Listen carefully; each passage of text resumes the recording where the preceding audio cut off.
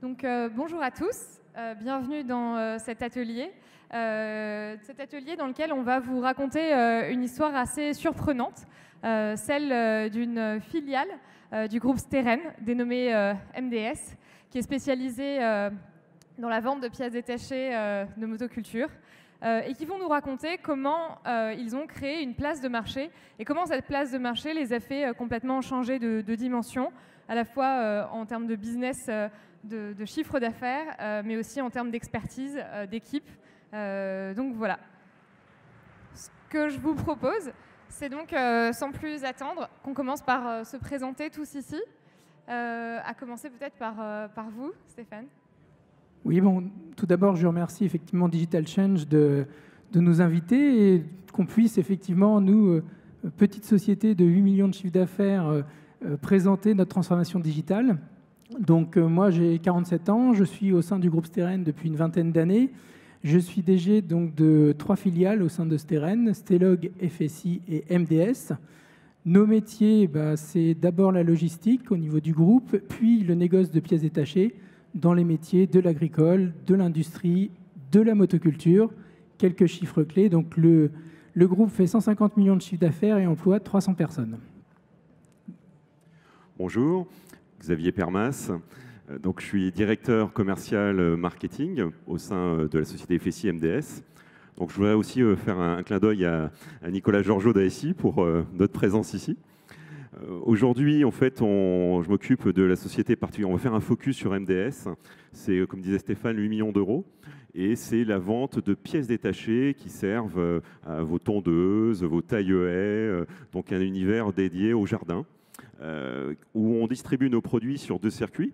La partie GSB, donc grande surface de bricolage, et le retail, c'est-à-dire les magasins indépendants que l'on retrouve dans les villes ou en périphérie des villes. 15 collaborateurs qui sont dédiés au projet Atelier Steren. Bonjour à tous, le dernier à me présenter. Donc moi, Sébastien Durand, j'aurai le rôle d'expert en fait pendant cet atelier. Je suis directeur conseil chez KPMG, donc Advisory. Je suis basé à Paris et j'interviens partout en France et à l'étranger. Et j'aide les entreprises en fait à se transformer au niveau du digital, des ETI ou des plus grands groupes, en fait B2C ou B2B. Je les aide à définir une stratégie sur le digital et à se transformer, à trouver le bon modèle de distribution en ligne sur le type de business. Voilà. Merci beaucoup. Et donc je conclus. Donc Inès Slama, directrice conseil au sein de l'agence Intuiti, à une agence qui accompagne les entreprises, les marques à placer le numérique au cœur de leur stratégie. Voilà, je crois qu'on s'est tous présentés. Je vais juste revenir sur cette slide. Donc, l'idée, c'est que vous pouvez évidemment poser toutes vos questions aux intervenants. Pour ce faire, vous pouvez vous rendre donc, sur evals.fr. Vous avez le code qui s'affiche juste au-dessus de nos têtes. À la fin de notre échange, 10 minutes seront donc préservées pour que vous puissiez poser toutes vos questions. Il y aura également une petite session juste après dans le bocal, je crois que c'est le petit nom, où vous pourrez également échanger plus en détail avec les intervenants. Alors, pour commencer, j'aimerais bien qu'on resitue effectivement un petit peu le contexte de cette création de cette place de marché, qui, je crois, était assez complexe au départ. Et si l'histoire se conclut bien, et si le challenge était grand, il y avait quand même pas mal de concurrence et on va dire de complexité au départ du projet. Stéphane, vous voulez peut-être nous en dire un mot ? La chose la plus complexe pour démarrer, c'est qu'effectivement, dans le paysage concurrentiel, notre premier concurrent, son résultat net est à peu près égal à notre chiffre d'affaires. Donc ça fait partie des choses un petit peu complexes. Ce qu'on regarde aussi, c'est qu'il y a une concentration du marché qui est très très forte. Donc en clair, on sait qu'à l'avenir, on aura de moins en moins de clients. Les GSB fusionnent, les réseaux de retail aussi. Et puis, on sent quelques frémissements côté fabricant, parce que notre métier de base, c'est grossiste. Donc, on sent qu'il y a de la distribution et des envies de distribution qui sont là et que les fabricants sont en approche directe chez nos clients, dans les enseignes. Donc, il y a quelques faits qui nous font réfléchir à changer un petit peu notre business model. je vais rajouter, en fait, on a cet univers qui nous pousse à nous remettre en question, et notamment nos clients historiques, 5000 clients retailers, qui sont face aussi à des problématiques énormes. Le trafic, tout d'abord, puisque c'est des magasins qui ne bénéficient pas du trafic d'une grande surface. C'est aussi l'avènement de l'électrique. On parle des robots de tonte. Quand on répare une tondeuse, il y a beaucoup plus de main-d'œuvre facturée que quand on répare un robot de tonte qui, en plus, ne tombe souvent moins en panne. Et puis l'avènement de tout ce qui est électroportatif sur batterie, qui remet en cause, en fait, déjà une structure établie basée sur la réparation de matériel. Donc tout ça, en fait, on connaît en plus la transformation des points de vente. Aujourd'hui, on sait, les experts nous parlent de la GSB, que le magasin de demain sera peut-être 10 fois plus petit, qu'il y aura beaucoup plus de personnel, au moins 2 fois plus spécialisé. On parle d'usage et on parle aussi de réparabilité, de consommer autrement. Et c'est vrai, on s'est posé la question avec Stéphane, parmi notre éventail de clients, qui serait plus à même de pouvoir figurer, j'ai envie de dire, illustrer le magasin de demain. Et on s'est dit, ce sont nos clients, retailers. Maintenant, comment les digitaliser, comment les faire passer dans l'ère du 2.0 ? Merci beaucoup. Je crois qu'en plus, si on pouvait juste résumer l'élément déclencheur de toute cette réflexion en interne, de cette impulsion, de qui elle est venue exactement, comment Alors, effectivement, un contexte interne favorisant, dans le sens où l'entreprise historiquement était détenue par 3 familles, et puis ces 3 familles décident de revendre le groupe, et donc un nouvel actionnaire arrive en mars 2015.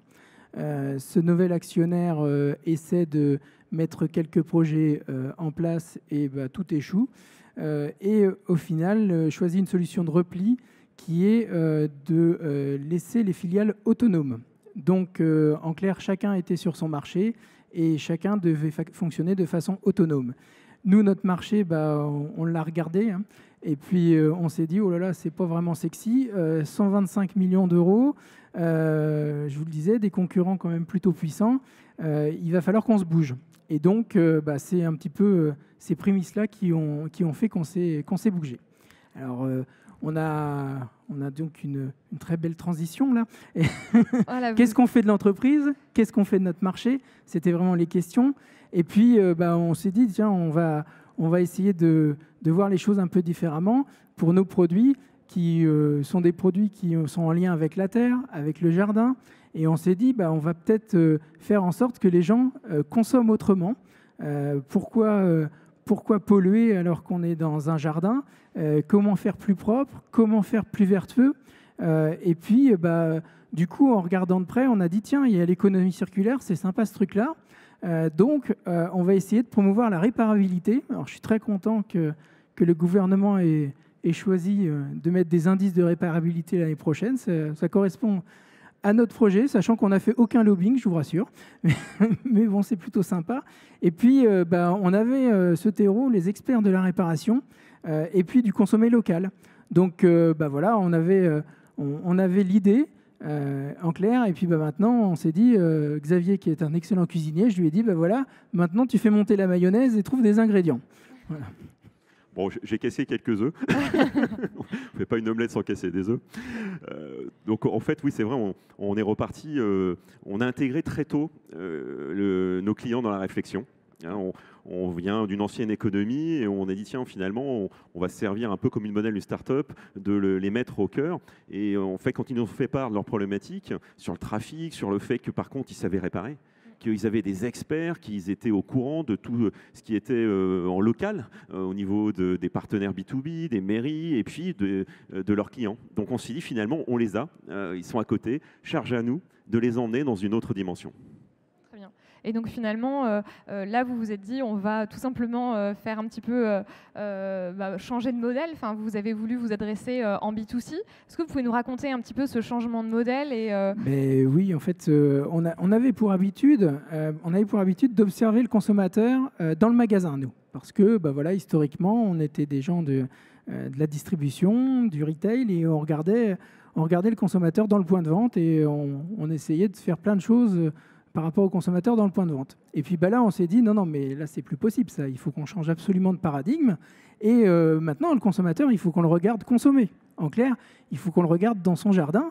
Il faut se dire, dans son jardin, il veut quoi, le consommateur? Il ne veut pas forcément réparer sa machine. Il y en a même certains, ils en ont tellement marre d'utiliser leur matériel qu'ils préfèrent après faire le travail. Et puis on s'est dit, peut-être que s'il déménage prochainement, il préférera louer du matériel sur un court terme pour 1 ou 2 tonnes plutôt que de réparer son matériel. Donc le vrai changement, c'est d'abord de se dire, on regarde l'utilisateur, l'usage, plutôt que regarder le point de vente. C'est ça. Ouais, souvent, on prend l'image du bricoleur qui perce un trou. Tout le monde connaît l'histoire. Ce qu'il veut, c'est pas percer un trou ni réparer son forêt qu'il a cassé, c'est poser un tableau sur le cadre. Et c'est pareil quand on taille sa haie. On ne veut pas réparer si le taille-haie est en panne. On veut une belle haie ou ne plus voir son voisin. Mais en tout cas, voilà, l'usage nous a apporté dans une autre dimension et on a vu un autre regard sur la consommation. C'est ça, donc vous êtes finalement intéressé au consommateur final, à son usage. Et là, vous avez finalement commencé par vous dire il faudrait aller chercher un site marchand. C'était finalement la première solution qui a été trouvée au problème. Est-ce que vous pourriez nous raconter un petit peu comment ce site a été choisi et ce qui s'en est suivi parce que oui. Ça, c'est la version off un peu ça. croustillante, mais je vais la livrer. C'est ça. Je garde le reveal, je vous laisse le reveal. Mais au préalable, effectivement, quand on s'est positionné, parce qu'on avait un rituel dans l'entreprise, c'est d'essayer tous les produits qu'on vend. Et donc, avec les équipes, on jardine 1 fois par an au moins. Et ça, c'est assez sympa. Et puis, du coup, on s'est vraiment projeté dans le jardin et on s'est dit, voilà, on va dire que notre métier de la pièce détachée, il n'existe plus demain. Qu'est-ce qu'on fait? Donc, en regardant les marketplaces, le modèle semblait plutôt sympathique. On perçoit des commissions et ça peut être l'avenir. Mais on s'est surtout dit, il faut qu'on propose d'abord d'autres alternatives à l'utilisateur. Et donc, ces autres alternatives, ça a été la location de matériel. Donc, on a trouvé notre partenaire Loxam. Après, on s'est dit, ça peut être de faire le travail. Et là, on a trouvé notre partenaire UPJob. Et puis, on s'est dit, mais les consommateurs, ce qu'ils veulent aujourd'hui, c'est de l'immédiateté. C'est-à-dire que si je perds mon bouchon de tondeuse et que je suis en train de tondre, j'ai envie de continuer de tondre tout de suite. Et c'est pour ça que, on s'est dit, l'impression 3D, c'est la solution à l'immédiateté. Je schématise, j'ai perdu mon bouchon, je cherche sur mon smartphone, je le trouve, je le commande, je l'achète, et 2 heures après, je vais le chercher dans un point de vente près de chez moi. Voilà, ça c'était toute la phase imagination. Effectivement, autour de ça, on s'est dit il faut mettre des blogs pour aider l'utilisateur. Et puis surtout, il faut avoir un réseau et il faut avoir des commerçants pour vendre tout un tas de produits. C'est là en fait qu'on a parlé de Figital, c'est-à-dire on est d'abord parti du point de vente en disant le faire passer dans le 2.0. Ça a été la première base, parce qu'on s'est dit il y a meilleur que nous et Amazon, on ne peut pas rivaliser. Donc ça a été ce point de différenciation à la base. Et on a placé un 360 autour de l'usage, comme a dit Stéphane, louer, réseau d'entraide, réparer en instantanéité et la caution d'un réseau qui a ce savoir-faire, cette caution de spécialistes avec les agréments nécessaires pour réparer. Donc c'est vraiment cette notion de 360 degrés autour de la consommation qui a été l'élément déclencheur et fédérateur du projet. Donc pour répondre quand même à votre question initiale, je vais pas faire de politique, on est bien d'accord. Donc pour répondre à la question initiale, c'est qu'une fois qu'on a vendu le projet à nos actionnaires et qu'on a eu notre go, on s'est dit pour aller plus vite, il faut acheter un site déjà en place, pas nécessairement une marketplace, mais un site déjà en place dans l'univers du jardin. C'est ce qu'on a fait. Le site s'appelait Brico-Outils et il marchait bien. On fait l'acquisition de ce site-là, on commence à mettre notre réseau en place gentiment, à les commissionner sur les ventes qui se font déjà sur le site. Et puis, 3 mois après, les actionnaires nous annoncent que finalement, ils ont fait une erreur et que le B2C, ce n'est pas dans l'ADN de notre groupe. Donc, il va falloir qu'on trouve d'autres options. Alors là, on a été assez imaginatif. Je vous dis qu'aujourd'hui, on fait du B2C with B. Donc en clair, on le détaillera un peu plus tout à l'heure, mais en clair, on a fait la marketplace par contrainte, et cette contrainte s'est révélée finalement une opportunité aujourd'hui. Oui, ok, très bien. Et alors justement, donc vous avez décidé effectivement de créer cette marketplace. Là, on se dit très bien, bonne idée, effectivement, contrainte intéressante, challenge intéressant. En même temps, on sait aussi qu'il y a Amazon, qu'il y a des grands acteurs sur le marché. Donc comment on se distingue dans tout ça? Quelle est la valeur ajoutée finalement de l'offre que vous proposez? Bien sûr. C'est essentiel, effectivement. Donc, on ne voulait pas faire Amazon, hein, on savait qu'on ne gagnerait pas. Donc, on s'est dit, ce qui nous différencie d'Amazon, c'est d'avoir un réseau, d'avoir des réparateurs, des gens qui sont experts. Et donc, on a tout de suite mis le réseau au cœur de l'écosystème. On a tout de suite discuté avec notre réseau pour avoir leur vision des choses. Et puis, on s'est dit, ça va être simple. On va faire avec des zones d'exclusivité territoriale et on va les rémunérer sur tout le commerce de la zone. Donc, en clair, on propose une nouvelle offre matérialisée donc, par un shop-in-shop, Atelier Steren, dans lequel c'est une nouvelle expérience d'achat à 360 degrés. En clair, on fait du web to store. Donc, grâce au web, on fait venir du monde dans le magasin. Mais une fois que les gens sont dans le magasin ou s'ils arrivent dans le magasin carte client historique, on leur propose du store to web. C'est-à-dire qu'il y a une borne dans le point de vente qui leur permet d'acheter un peu comme Amazon, mais avec le conseil en plus, et surtout avec une touche, contrairement à Amazon, avec une touche économie circulaire, réparabilité des produits. C'est-à-dire que vous êtes chez des experts, vous n'achetez pas du produit jetable. Et ça fait partie de l'ADN de l'atelier Steren. Alors Stéphane parlait des blogs, ça nous a aussi permis, alors on a commencé au départ parce qu'on est parti de zéro, hein, donc on n'avait même pas de concessionnaire, mais on développera tout à l'heure. En fait, on a l'opportunité par l'intermédiaire des blogs, où on met des vidéos sur comment réparer, identifier la panne, de mettre en avant les partenaires. C'est-à-dire que par rapport à Amazon, il me semble que sur Amazon, vous n'avez pas un partenaire qui explique sa vision à côté en local, puisqu'on est toujours à côté d'un consommateur, en disant voilà, je suis expert et je vous conseille, et voilà, moi, ma vision sur la panne ou la problématique que vous rencontrez. Et en plus, vous avez le conseil, vous pouvez avoir après louer, réparer, faire appel à un voisin ou une communauté d'entraide pour avoir ce fameux 360 avec une caution locale. Et au niveau de la période, c'est vrai que finalement ce revirement est assez brutal. Donc site marchand, racheté, puis ensuite marketplace. Ça s'étend sur combien de temps tout ça pour qu'on ait un peu une idée concrète de comment vous l'avez organisé? Alors, donc rachat d'entreprise en mars 2015, changement de fonctionnement en septembre 2016, validation de notre projet en janvier 2017, rachat du site en mars 2017, fermeture du site en juin 2017 et ouverture de la marketplace en février 2018. Vous n'avez pas chômé. Voilà. Je comprends.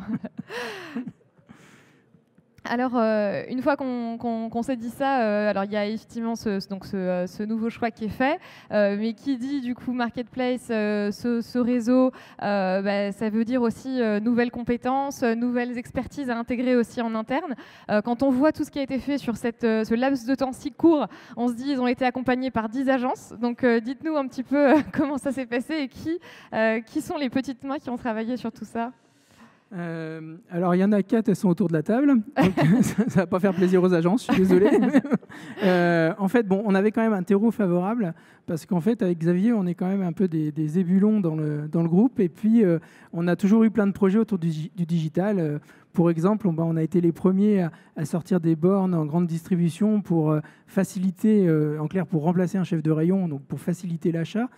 Donc, et des choses qui nous ont permis de vraiment bien performer. On avait d'autres idées sur notre métier. On savait que notre métier allait forcément se transformer, entre autres grâce à l'impression 3D. Et puis, donc depuis longtemps, on était en veille sur l'impression 3D. Et puis, on a fréquenté évidemment le premier salon de l'impression 3D. Et puis, on s'est dit, de toute façon, un jour, il y aura l'impression 3D. On y croyait vraiment très, très fort. Et on suivait, en fait, au fil des années, le prix d'un petit bouchon de tondeuse. Et puis, un petit bouchon de tondeuse, il y a 3 ans, c'était encore 20 € pour l'imprimer. Et puis, en 2017, on recheck le prix du bouchon. On trouve des matières, c'est plus que 2 €. Et là, on se dit, ça y est, on est prêt, il faut y aller. Mais il n'y a pas eu que ça. Alors c'est vrai, on avait l'intuition, enfin Stéphane a dit, il faut qu'on s'aère, il faut qu'on élargisse notre champ d'horizon.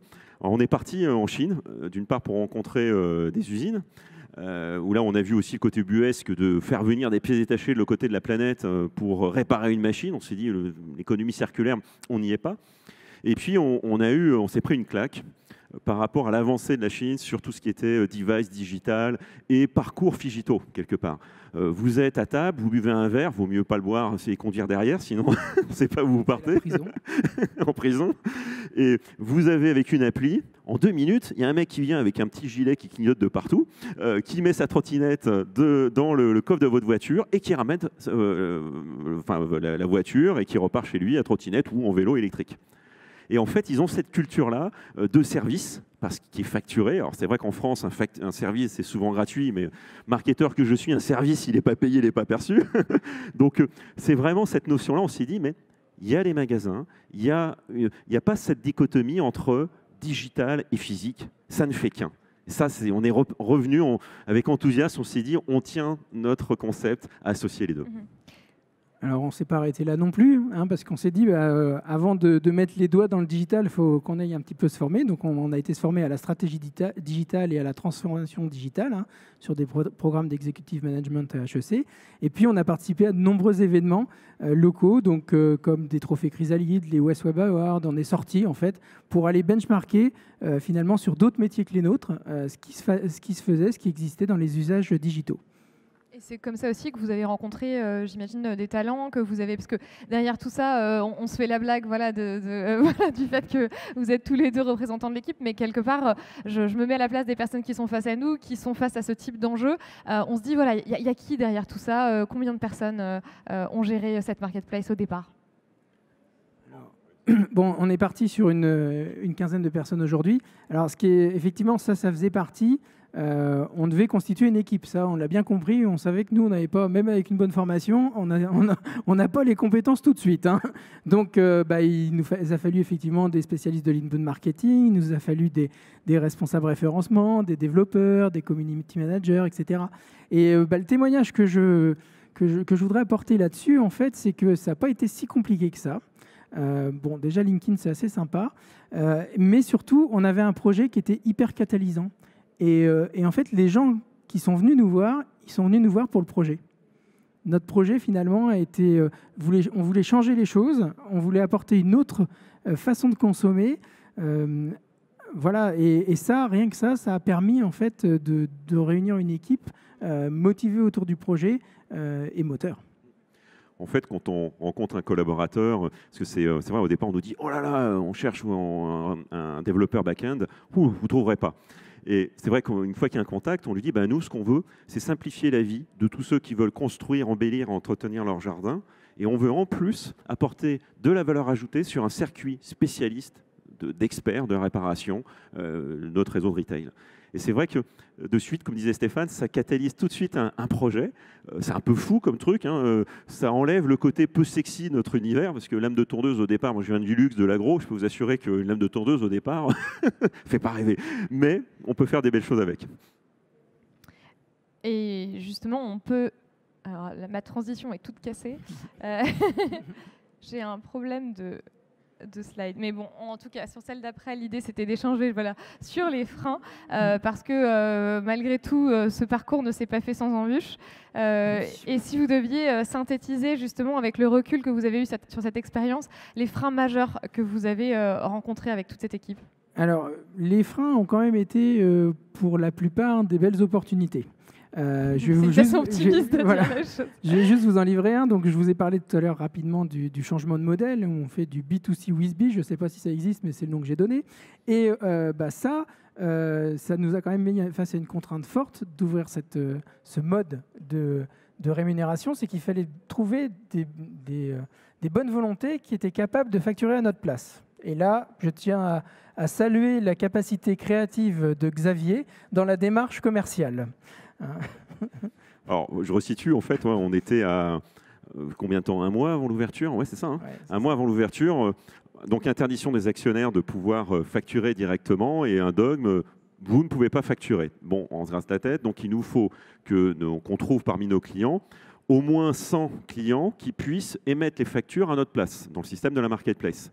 Donc là, avec les équipes, on n'était pas nombreux, il n'y a que 4 commerciaux. On se dit, bon, même si on fait toute la France et qu'on roule de nuit, ça ne matche pas. Et puis à un moment donné, on s'est dit, finalement, comment être sûr pour retenir leur attention, comment on peut faire? Et il y a un moment donné, on nous dit, mais finalement, pourquoi pas leur envoyer un recommandé? Ah non, ça se fait pas. On n'envoie pas un recommandé pour dire présenter un projet digital majeur. Et puis on s'est dit finalement, pourquoi pas? Donc on a fait 700 recommandés, non pas pour annoncer un retard de paiement, mais une bonne nouvelle qui pouvait être présent pour pouvoir être click and collect, vendre le stock qui n'avaient pas encore acheté, qui est une belle opportunité dans ce monde-là, et signer, donner leur RIB, donner leur carte d'identité pour qu'on puisse ouvrir. Donc c'est quand même assez chronophage si on n'avait pas fait ce système. On a eu finalement 100 en l'espace de 2 semaines, et pour finir à 120 au moment de l'ouverture. Une autre anecdote concernant l'impression 3D. Alors, l'impression 3D, donc on avait une idée très précise de ce qu'on voulait avec Xavier. C'était quelqu'un sur un smartphone qui commande une pièce et qui la paye. Et ensuite, il va la chercher, imprimée, toute prête, dans un magasin, près de chez lui, si possible en moins de 2 heures. Ça, c'était l'idée de base. Donc, entre l'idée et l'action, c'est quand même un peu complexe. Donc, on visite le salon 3D, comme on a l'habitude de le faire. Et puis là, au miracle, on trouve un prestataire qui a trouvé cette solution-là. Bon, c'est super. Enfin, en tout cas, pendant le salon, ça marchait bien. Hein, donc, on signe avec lui. On se dit, on va faire une API ensemble. Super, tout le monde est enthousiaste. On achète 3 imprimantes, etc., etc. On met tout en place. Donc, le salon, c'est au mois de juin, si vous voulez. Et puis, on savait qu'on avait une ouverture en février. Et puis, en décembre, ça marche toujours pas. Donc ça marche toujours pas. Donc le fournisseur finalement revient et puis il dit bon j'y arrive vraiment pas. Je vais reprendre les imprimantes. Comme ça je vais essayer de les régler en interne. Donc nos imprimantes disparaissent, il les embarque. Et puis là on est quand même à 2 mois de l'ouverture. Et puis finalement 15 jours après il dépose le bilan. Donc voilà, on a perdu 50 000 €, 3 imprimantes. On remet les compteurs à 0. Donc c'est fort sympathique. Alors par contre ça m'a appris quand même quelque chose de très très utile. C'est que en surfant sur le web j'ai vu que ce qu'on voulait ça existait aux États-Unis. Donc j'ai dit à tous les petits jeunes qui nous entouraient, les gars, je pense que c'est possible. Et donc, du coup, comme je leur ai dit c'est possible, j'ai trouvé aux États-Unis, vous êtes quand même capable de le faire, ils l'ont fait. Et donc, en 2 mois de temps, ils m'ont trouvé une API qui permet effectivement de piloter à distance toutes nos imprimantes. Et du coup, le système qu'on voulait a fonctionné moyennant 5 000 €. Quoi. Bon, bilan, ça fait que 50 000 de perdus. Oui, et puis il y a un autre frein qui a été, je crois, assez complexe à gérer dans le projet, c'était le référencement naturel, puisque qui dit changement de modèle, changement aussi de contenu, de ligne éditoriale, voilà. Est-ce que vous pourriez nous en dire un mot ? Alors, vous avez vu, vous nous avez dit, vous avez été très vite, parce qu'on n'a pas fait ce qu'il fallait, forcément. Dans le sens qu'on avait en fait dans le B2B un PIM, c'est-à-dire une base de produits structurée. Qu'est-ce qu'il nous faut dans le B2B? La référence de l'article, son poids, sa taille, son GenCode, basta. Pour faire du commerce en B2C, ça ne suffit pas. Donc on n'avait pas la bonne base. On pensait l'avoir, mais on ne l'avait pas. Ensuite, on avait eu l'idée d'avoir, on est pareil dans les rencontres, dans les partenaires, quelqu'un qui nous a présenté un super outil, un moteur de recherche prédictif. C'est-à-dire que vous n'avez pas besoin d'avoir une offre structurée, c'est-à-dire des catégories de produits. En plus, il vous met un parcours qui correspond aux attentes du client. Encore faut-il avoir du trafic. Encore faut-il avoir des bases structurées. Et avec l'effet pervers, quand on n'a pas beaucoup de trafic et quand on a ce système, de ne pas être visible sur Google au niveau de toute la stratégie SEO. Donc rapidement, on a vu que ce n'était pas possible d'y aller et de continuer avec ce partenaire. Donc on a dû revoir notre copie. Ce qu'on n'avait pas fait avant, il y a encore quelqu'un qui bosse depuis 3 mois sur le contenu. Il a fallu ensuite restructurer ce qu'on n'avait pas fait avant. Donc ce que vous ne faites pas avant, on a dû le faire après. Oui. Donc là, vous avez internalisé un profil quelque part éditorial SEO qui vient agrémenter, enrichir les pages produits pour permettre au site de bien se référencer. Tout à fait, et puis un nouveau partenaire SEO. Oui. En fait, oui, pour parler de PIM de manière très concrète, on est parti effectivement avec plusieurs boulets au pied. Le PIM n'était pas visible, ça c'était une première chose, c'était un PIM B2B, donc assez peu enrichi.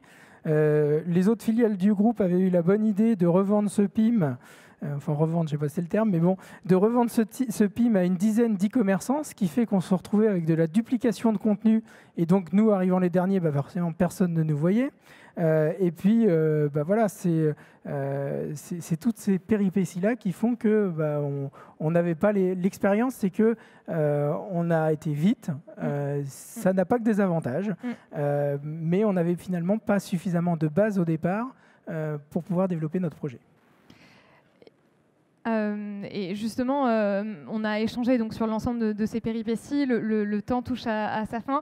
Là, l'idée, c'est si on pouvait faire un petit peu la synthèse de ce qu'il y a aujourd'hui, du nombre de partenaires, des objectifs aussi que vous vous fixez pour la suite. Et peut-être aussi que Sébastien, tu nous fasses part de ton retour, de ton regard sur ce qui a été mis en place par l'atelier Steren dans un contexte assez précipité, mais finalement avec des beaux défis qui ont été quand même relevés par l'équipe. Oui, absolument. Donc l'ouverture du site, c'était il y a un peu moins d'un an. Aujourd'hui, on a créé une enseigne qui est visible. Elle est visible sur le web, elle est visible dans des points de vente et elle est surtout visible dans les partenaires. Donc ça, c'est quand même une grosse fierté pour nous de pouvoir afficher sur le site Loxam les concessionnaires Atelier Steren à côté d'un Monsieur Bricolage ou d'un Leroy Merlin. Je vous assure qu'ils apprécient. Et puis on s'est dit, oui, nos petits 8 millions d'euros, finalement, on arrive à convaincre un groupe qui fait 1,5 milliard. Donc on est quand même satisfait. Ça, c'est le premier point. On a amené quand même une image extrêmement moderne au sein des points de vente. Donc avec effectivement cette notion de web to store, store to web, et puis aussi cette notion d'impression 3D. Et puis nos clients ont acquis vraiment un nouveau savoir-faire autour de la location, autour du faire-faire, autour de la modélisation. Donc ça fait partie vraiment des choses intéressantes en termes de résultats. Côté chiffres, on a aujourd'hui une vingtaine d'ateliers Steren. C'est comme une franchise, pour faire simple, ticket d'entrée, contrat sur 3 ans avec engagement volume. Donc pour nous, la capacité finalement de prendre des parts de marché automatiquement avec la signature d'un contrat. Donc c'est plus 27% de progression. Concrètement, sur l'ensemble du périmètre, c'est 6%, puisqu'il y a encore des développements.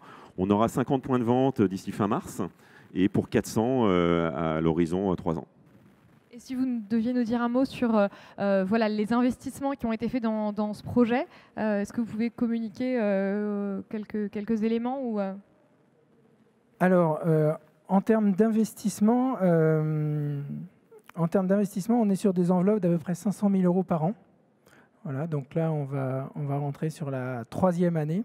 Ce qu'il faut savoir, c'est que, au vu de nos actionnaires, ils ne voulaient pas mettre un seul euro dans le projet. Donc, ils nous ont laissé faire. Alors, on a la chance d'avoir une autre filiale qui travaille dans le domaine de l'industrie qui, elle, fait du résultat. Donc, en clair, c'est l'autre filiale qui éponge les investissements qu'on fait côté Atelier Steren. Après, c'est un projet digital, donc c'est très classique. Il y a la courbe en J. On sait que pendant 3 ans, on va souffrir et qu'après, on vise effectivement un EBE qui sera aux alentours d'1,5 million. Donc, voilà. Et ça, par la mécanique qui va se créer. Alors il y a les commissions, c'est la cerise sur le gâteau et c'est pas négligeable, mais il y a surtout le fait que ce projet-là nous permet aujourd'hui de rentrer chez des clients que nous n'avions plus. 2 clients sur 3 de l'atelier Steren qui signent l'atelier Steren, on les prend à la concurrence aujourd'hui. C'était pas forcément des clients historiques. C'est ça qui transforme vraiment notre entreprise. Tout à fait. Puis aussi sur la GSB, qui aujourd'hui sont des agents de concessionnaires pour l'impression 3D, pour aussi les services et pour la notion de SAV, parce que la GSB n'a plus de SAV. Donc on crée des synergies entre le retail et la GSB. Donc on a aussi une autre position au sein des réseaux de grandes surfaces de bricolage. Et puis, on n'est pas obligé de parler que d'argent non plus. On a quand même aussi rendu concret l'économie circulaire. C'est-à-dire que les concessionnaires, aujourd'hui, peuvent fabriquer des pièces qui sont introuvables. Donc, ça, c'est le premier axe quand même intéressant. C'est qu'on peut continuer à réparer des machines qu'on ne pouvait plus réparer hier. Ils peuvent gagner en délai, c'est-à-dire que des petites entretoises qui posent problème, qui ne sont pas approvisionnables, etc., ils peuvent les vendre immédiatement, les fabriquer immédiatement. Et puis pour l'entreprise, pour nous, notre image, on a accès à de nouvelles marques, à de nouvelles gammes, parce que justement, on propose à tous les fabricants d'être sur notre marketplace. Et effectivement, on revient finalement dans notre marché. On devient référent, chose où on ne l'était plus, grâce à ce projet digital. Et peut-être pour conclure, Sébastien, on aimerait avoir ton regard là-dessus. C'est moi qui conclue. Oui. Donc, je pense projet remarquable. C'est vrai qu'habituellement, on travaille pour des clients et souvent, ils se posent la question de quel est le modèle digital finalement que je dois choisir pour tirer profit un petit peu de tout ce qui se passe online. Et on arrive, on est là en tant que consultant, agence digitale ou autre, et on leur dit, bon, déjà, c'est quoi votre ADN? C'est quoi les courants porteurs internes? Vous êtes qui? Qu'est-ce que vous savez faire? C'est quoi votre histoire? Vous en êtes où? Où est-ce que vous voulez aller? Mais voilà, il faut garder un petit peu cet héritage. Après, on regarde les courants externes et on leur dit, ben voilà le marché, il y a des problèmes, c'est baissier, c'est aussi à tel endroit, il y a des opportunités, il y a des gisements, des gains de valeur possibles à divers endroits. On leur fait parfois un business plan. Ils disent OK, go, on y va. Et après, voilà, c'est quoi le modèle? Donc, après, on a le e-commerce en propre. On a la marketplace, qui est une sorte de surcouche finalement du e-commerce. On a passé par des marketplaces externes comme Amazon ou autres sur d'autres marchés, Tmall en Chine. Donc voilà, c'est d'une part prendre conscience des opportunités du digital et après comment y aller et sur quel modèle y aller. Alors là, vous l'avez bien décrit, vous aviez commencé initialement avec du e-commerce B2C. Il y a eu un blocage, un dogme interne, ça arrive parfois, c'est assez régulier dans certaines sociétés. Et là, on vous a dit, ben voilà, faut faire du B2B et vous avez réussi donc à renverser la vapeur finalement en faisant facturer du coup le réseau physique et en passant en modèle marketplace. Alors, en modèle marketplace, habituellement, il y a 3 rôles principaux et je dirais que vous, il y en a presque 4. Il y a l'opérateur.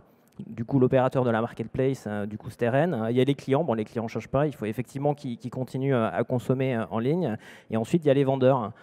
Les vendeurs, je ne sais pas si c'est apparu clairement pour toute l'audience. Il y a 2 types de vendeurs qui sont assez différenciants et différenciés. Il y a d'une part les nouveaux vendeurs qui n'ont pas de réseau physique et qui ont pu étendre finalement le catalogue et l'assortiment du réseau physique. Donc, gros avantage pour le réseau physique et pour vous en online. Et également, les vendeurs physiques qui ont pu charger tout leur catalogue dans la marketplace avec la capacité finalement de vendre tout leur assortiment sur toute la France ou du moins partout où est accessible le site web. Voilà, donc je pense que c'est vraiment un modèle original. C'est la première fois que je le vois. Bravo. Et pour le coup, c'est vraiment du digital, mais dans les 2 sens, c'est-à-dire ça vous apporte des avantages d'avoir du physique, vous l'avez dit, par rapport à Amazon. Et en même temps, moi, petit vendeur, quelque part dans un département rural en France, je peux monter sur la marketplace et mettre à dispo tout mon assortiment sur toute la France et tirer profit de votre réseau. Bon, bravo. Merci. Je pense qu'on peut effectivement tous vous applaudir et puis surtout conclure avec ces 5 minutes d'échange questions. J'espère qu'elles ont été nombreuses. Et on vous laisse la main. Bonjour messieurs, bonjour à tous. Donc on va passer sur quelques questions.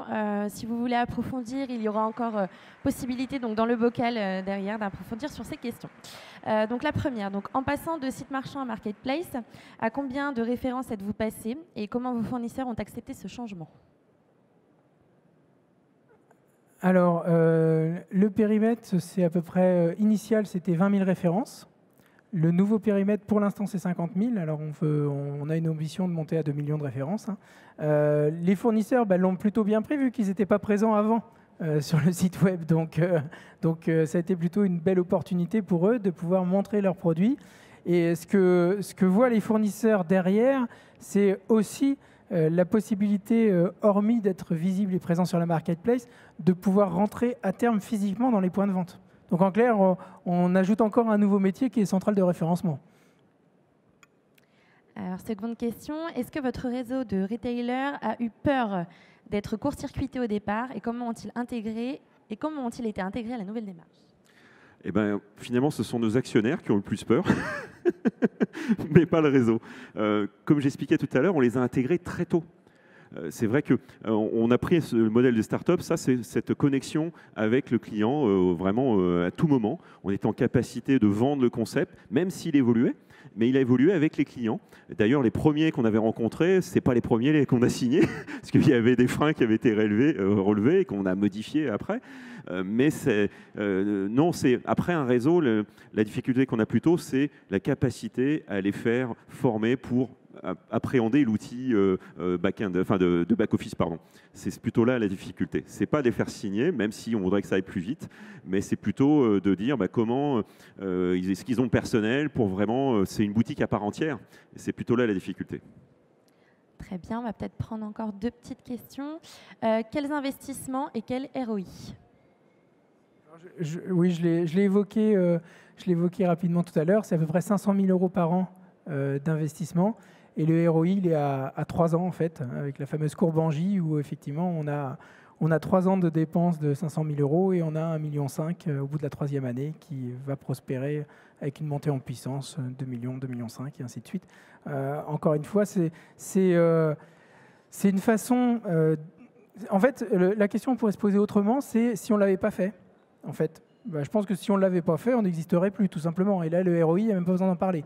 Donc, je pense que la question, elle est d'abord là, c'est qu'il faut bien analyser et être tout à fait conscient de ce qui va se passer sur les marchés.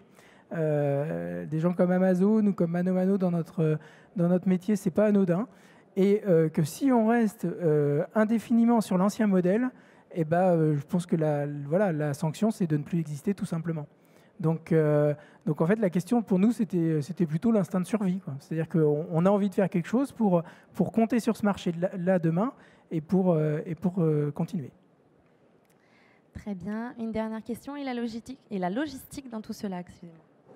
Alors là, j'avais dit au tout début en introduction en fait, que le métier de Steren initial, c'est de la logistique. Donc là, on est plutôt bien équipé. On a une plateforme qui fait 26 000 m². On traite à peu près 15 000 lignes de commandes chaque jour. Donc effectivement, on sait faire la logistique et ça amène effectivement un métier supplémentaire à l'unité logistique quand les vendeurs tiers, les fabricants ne veulent pas la faire directement. Donc là, c'est une prestation qui est vendue de manière supplémentaire en plus. Alors effectivement, il faut avoir un outil logistique. C'est pas forcément indispensable par contre, parce qu'aujourd'hui, il y a de très bons logisticiens qui font le boulot. Pour preuve, ManoMano, il n'y a pas longtemps, a traité avec un logisticien et ça peut se sous-traiter. Ce n'est pas le seul, c'est pas l'élément clé. Très bien, merci beaucoup. Merci. Et du coup, pour le reste de vos questions, je vais les passer directement aux personnes qui sont chargées du bocal. Merci à vous.